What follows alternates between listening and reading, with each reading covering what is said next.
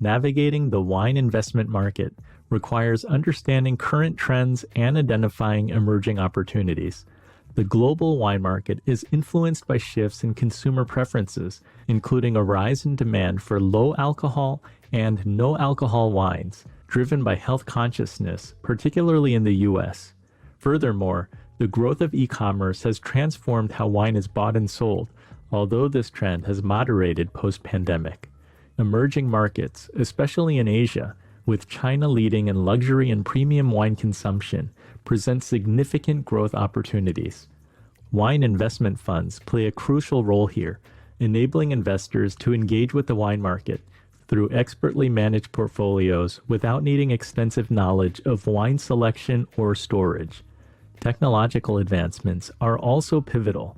Digital platforms enhance market analysis and investment decisions, while blockchain technology improves the authentication of wine provenance and transaction security.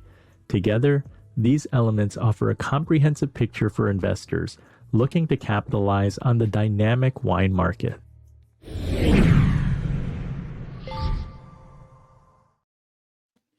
So, Anthony, you saw VinoVest there in that segment. And it's also funny that I learned that I cannot count up to three.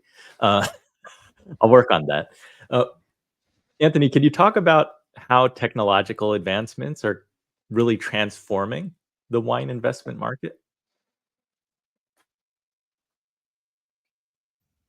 Absolutely, Andy. I am a relative newcomer to the wine investment space. I started collecting and investing in wine only about 10 years ago. And this is something that has been done since our founding fathers, right?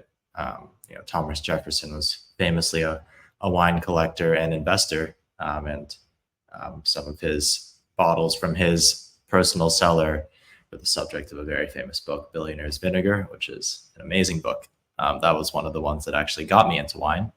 But when I first started collecting wine, um, there was not a lot of tech-enabled companies that would help make the process easier. A lot of different service providers, a lot of different insider knowledge that you'd need to know to be able to do it successfully.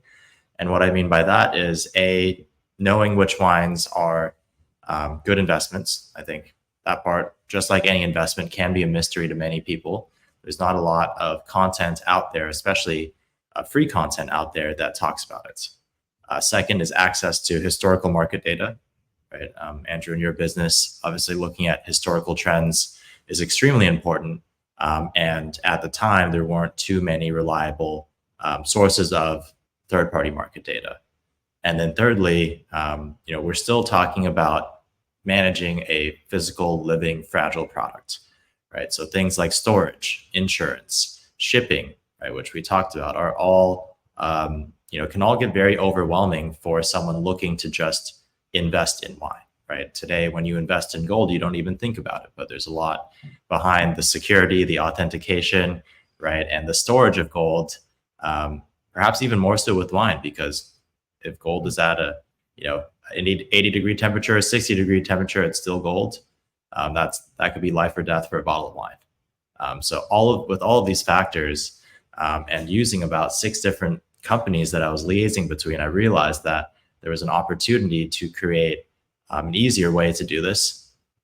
And that's what VinoVest is, right? We use a website that has all of these services in the background and makes it so that you go to one place, you talk to one company, and you can track your portfolio, buy wines, sell wines, just like you do with any of your stocks and commodities, right? That's what I think the experience of investing in any asset, not just wine, should be.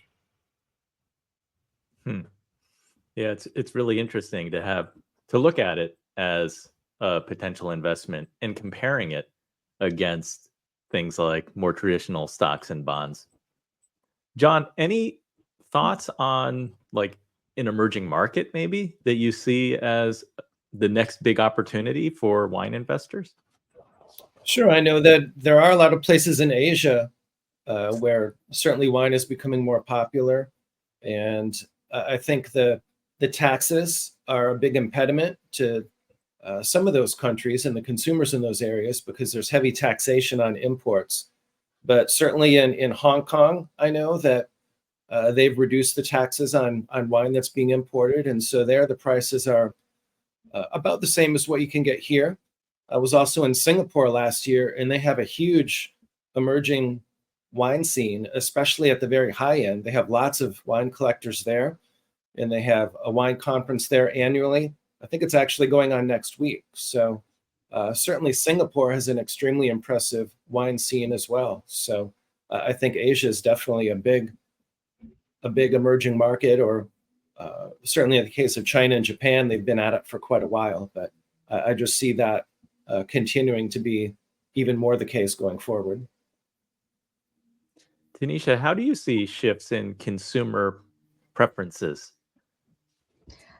Consumer preferences are now changing from, I think a lot of people, when they first started drinking wine, they may have started drinking things that were a little on the sweeter side.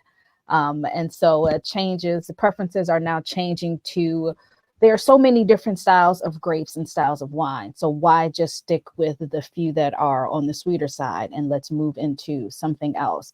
Also, people now, I think maybe as a result of COVID and people thinking life is short, let's, live better, they want to drink better. So instead of just grabbing this $10 bottle off the shelf, they step it up a bit and they're like, oh, well, maybe this $20 bottle, this $25 bottle. They are drinking better and looking into what are the top producers and what are some of the best regions to get wine from. So that is definitely a change that I've noticed. Cha, as a business owner and as a curator, how do you adapt to fast changing trends in wine consumption? I think Gen Z runs my life now, so I'm trying my best to, let's say, keep up with the Joneses, as they say. So the trends is, I think it's important for us to learn a language. I think none of us are in Gen Z on this panel. So dealing with consumers, I actually had a current, well, she just graduated this past weekend. One of the employees at the shop is a Gen Z drinker. And so I think it was super important, especially with me teaching adjunct at Syracuse University. Just, I feel like I was tapped into this like world that the rest of us didn't know, just having the way the students would respond to the wines. I think it's something that I'm like, okay, I have to understand this language and kind of their preferences from a new way. So I feel like they're developing the trends. I don't know if it's on TikTok or wherever, but they're definitely the ones developing the trends. And then we either can chase behind it or understand it. And so just like the video had mentioned about the non-alcoholic options, I want to be able to make sure that even at our events, whether for whatever preference, health, etc., life choice, if someone's choosing, I make sure we always have an NA wine available for events. I have the attorney psalm on, so I'm not going to tell you much about. We could go down a rabbit hole on if non-alcoholic wines are legal to sell or not. That's a whole nother segment. But there is a lot of conversation now on how we at least. I would rather you have NA wine next to my wine at an event versus us pouring iced tea, for example. So for me, I think it still allows me to still have the conversation about wine, right? I sell wine, or even NA tequila, et cetera, because I sell tequila. So I think that's why I'm not fighting it as a retailer, as long as I'm able to allow you to, I don't want you to convert you into drinking something else. I'm able to still talk about that NA Sauvignon Blanc in New Zealand, et cetera. So I'm appreciative of it as a category. And yeah, I think Gen Z is creating the trends, and I'm trying to keep up with them in this case, but also give them a little bit of education about tradition and understanding whether it's the, VDP or the Predicat system for Germany. And, I think they're all kind of like anti-law. They don't want any laws. They don't want to hear about it. They want to just drink what's fun and fizzy, etc.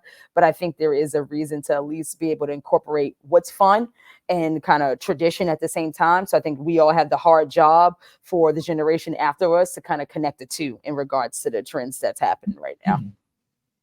John, did you have anything to add to that? Not too much. I tend to focus more on collectible wines and more traditional wines. So not so much on some of the newer emerging trends, but more of the classics and the wines that have been around for a little bit longer. So I definitely want to try it at some point. I just haven't had that opportunity yet. John, you serving any Gen Zs lately? Not not too many, no. So Okay. I think most of my events, whether they're wine events or my own wine travels, I tend to be probably around a little bit of an older demographic, but Okay. it's definitely something I like trying. I like trying some of the newer wines coming out. I just haven't tried the non-alcoholic wines yet. Chai, I heard fizzy. Any other trends that you can share with us? And I'm kind of curious, are the Yeah, I trends mean, faster changing or is it just different? some of them are like what's old is new. Like Paquette is not new, for example. And if you don't know what Paquette is, it is the leftover skins after being pressed out to make wine. It's almost like upcycling, if you want. So this goes back to sustainability. So the skins that's left over after already making the wine, they add water to it in order to now make almost like a diluted wine, so a low alcohol wine. So you'll hear some, and which is for me refreshing, right? It's hot. You want wine, but you don't need it to be 11+%. So you can get something that's around 5 or 6%, and it still tastes like Pinot Noir, right? So I think there's something about just there's a crowd for, in this case, whether it's no or low ABV wines. And so just keeping on trend on what the kids are saying and understanding what, like, for what reason, right? Whether it's health because they're more involved with sports, or are they doing whatever it is they're doing with it. At this point, we want to be a part of the conversation as a shop that especially is so close to a university, and understanding that's our demographic, on top of also the dean of the university too, who can afford a Barolo. So we have to be able to actually talk to both at the same time. So I think even your question you asked earlier, like what are some underrepresented regions? I think that, me spending the time and understanding Germany and some older vintages that you can have access to at a reasonable price point. I think that's a sleeper country for a lot of folks. If you're looking to actually get started into wine collecting, I can afford my birth year. Let's just put it like that, with some nice Rieslings, compared to if I was collecting Bordeaux, where, I have to take out an investment alone just to get the one bottle. I have to work with VinoVest basically in order to get my birth year. So I think that kind of gives you an idea, in this case, if you want to become a collector and you do want to celebrate, 10 years later, your anniversary, 20 years later, and actually collect all of those back vintages, you can go purchase that today in certain regions in Germany. And I think that makes it an easy, accessible point for new wine collectors.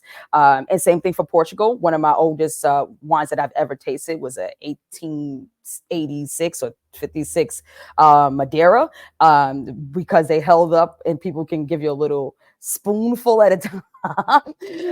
So it was an open bottle that someone was rationing out for us to taste. So I think that Madeira, you can still get a great price. And I actually lived in Portugal before I opened the shop. So during the pandemic, that's where, kind of a lot of my knowledge base comes from. And I love talking about how fortified wines plays a role in that too, whether it's port, Madeira, or even Moscatel do Setúbal. So when we're talking about the older demographics who still cherish the sipping and savoring of fortified wines, I think Portugal is also another country where it's more accessible price point for you to start a collection too.